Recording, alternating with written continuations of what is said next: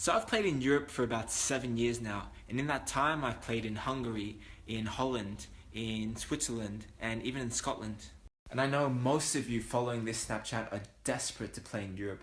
For a lot of you, it's your dream to play in Europe, so I'm going to tell you exactly how it is for me. So picture yourself leaving home, whether that's from the States or Australia or India or wherever you're from. Picture yourself leaving and moving to Amsterdam. Now what you're going to immediately notice as you walk off is different sounds, different sights, different languages, sounds that you never heard before. And you're moving to Amsterdam without knowing anyone. You don't know a soul, you don't know any friends, you don't have any friends, you don't have any family, you're alone. You give yourself a week to get adjusted, you start finding the emails and contact addresses of a load of clubs around your region, and then it's time for your first training session. So you pull up to the training ground, and it's a place you've never seen before in your life, so you ask someone, hey, do you speak English? Yeah, where's the coach of... Now you don't know the coach, but you have to prove to the coach that you're at the same level or you're better than the Amsterdammers, the Dutch people in the team. So if you're from a country where football is not the #1 sport, which is many countries outside of Europe, there's going to be a lot of stigma attached to you, that you're not great. The second challenge is that joining a new team is usually hard for any player, but it's especially hard when you don't speak the language. With language, that means you can't really get involved with as many conversations as you'd like or make as many jokes as you'd like, so it feels a bit cold. It might feel a bit cold, you know? It's time to go walk out on the training field, impress that new coach that you don't know and all these new players that you don't know. You're supposed to go prove yourself now. Good luck.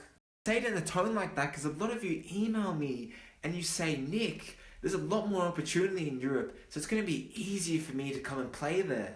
If you have an attitude like that, look, as soon as you step on the pitch, even with players in the lower league, you're going to be crying on the way back from training. Step out on that field, instructions are being given in a language that you don't understand, so you don't know if you really get the exercises. All this communication, people talking to you. But the exercise starts, you're not really sure what to do, so you ask someone, hey, what am I supposed to do? He's like, I don't speak English, and then the coach is looking at the sideline like, what is that guy doing? And then the ball comes to you, you lose a ball, then players shout at you in a language that you don't understand, and you're like, oh crap, and then someone tells you to go in that position, but you're not sure, why should I be in that position? By that time it's too late, the ball's gone over your head, the guy's through on goal, and he scored, and then everyone's looking at you like, what are you doing?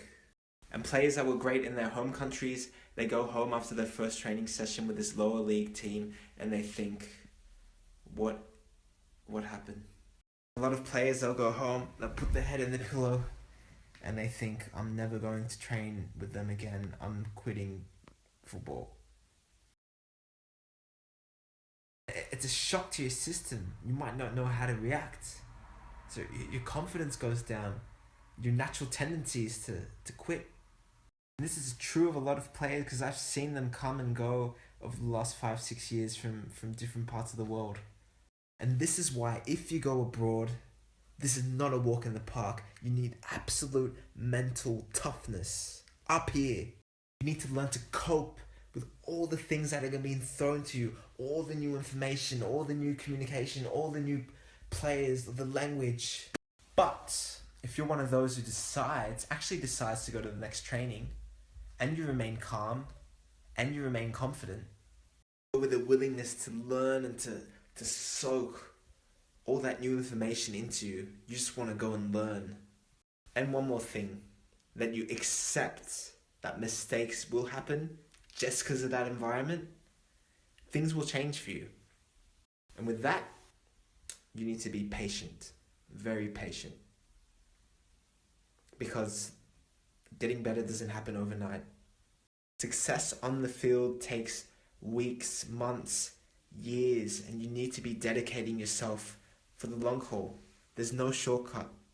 Practice, practice, practice, practice, training, training, training, practice over and over and over and over.